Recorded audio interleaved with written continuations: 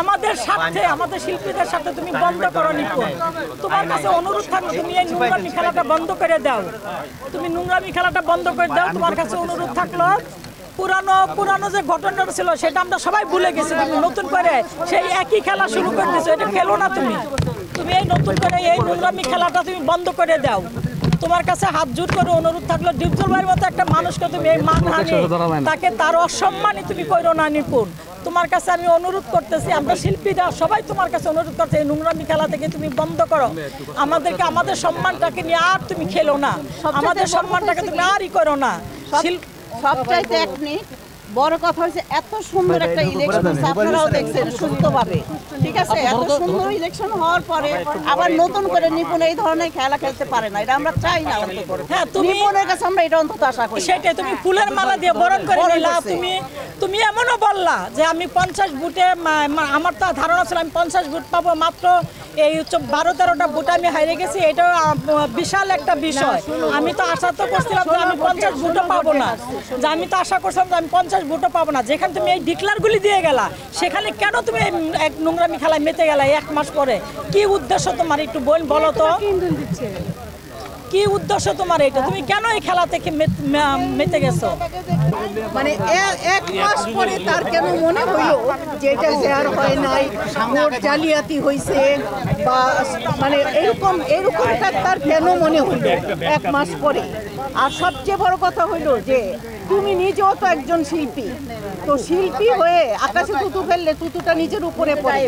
তো তুমি যেহেতু একজন শিল্পী, তো কিভাবে তুমি একজন সম্মানিত লোককে, মানে যার কোনোই ভুল নাই, যে মানে খুবই ভালো একজন মানুষ, দানবীর একজন মানুষ, মহান একজন মানুষ, যে শুধু মানে এই দিতে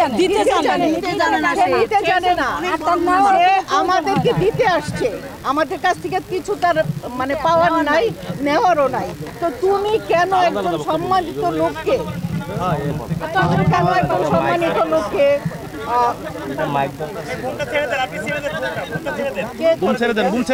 এটা একজনকে দেন না, সাহসী করতে ভাই, সমস্যা নেই, বলবে না, বুম ছেড়ে দেন, বুম রেখে দেন, এই বুমের উপরে রেখে দেন।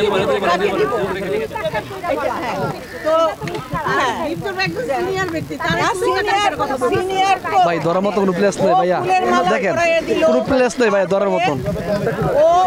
ও দীপজল ভাইকে বরণ করে নিল, দীপজল ভাইও আবার তাকে ফুলের মালাটা দিল।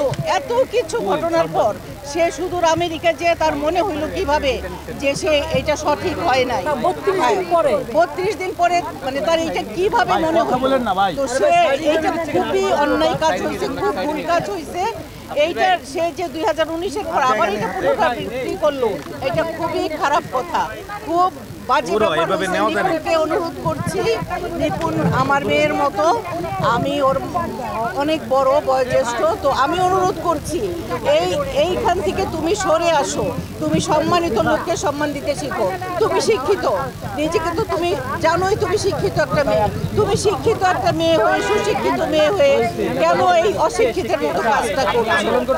আর সবচেয়ে বড় কথা হলো আমরা দীপজল ভাইকে চাই, আমাদের দীপজল ভাই, শিল্পীদের সাথে দীপজল ভাই কিন্তু এই ইলেকশন করতে চাই নাই, আমরা নিয়ে আসছি ইলেকশন করার জন্য, আমরা ওনাকে নিয়ে আসছি, করবে না, আচ্ছা আমরা ওনাকে নিয়ে আসছি। আচ্ছা আমার কথা হলো, আমার প্রথম কথা দীপজল ভাইকে চাই, আমার শেষ কথাও দীপজল ভাইকে চাই।